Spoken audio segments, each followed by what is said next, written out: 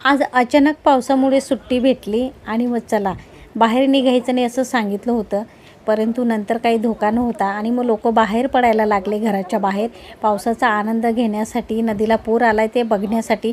मग चला मीही ठरवले चला आपण सुद्धा जाऊन येऊ, मस्त फिरून येऊ.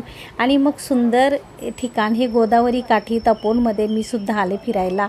आणि कसलं भारी दृश्य बघा बरं, खरंच बघण्यासारखं आहे आणि मस्त मनाला शांतता मिळते इथं आल्यानंतर. इतकी मोठी झाडं आणि हिरवीगार पानांनी गच्च भरलेली. खरंच बालपण आठवतं, शेतामधली मोठी मोठी झाडं आणि तिथं मस्त माकडासारखी उड्या मारून खेळत होतं लहानपणी. आता त्या फक्त आठवणीच राहिल्या. आता काही गावाला जायचं जमत नाही आणि जायचं म्हटलं तर सुट्ट्या भेटत नाही, म्हणून म्हटलं चला बाई सगळा आनंद इथंच घेऊया.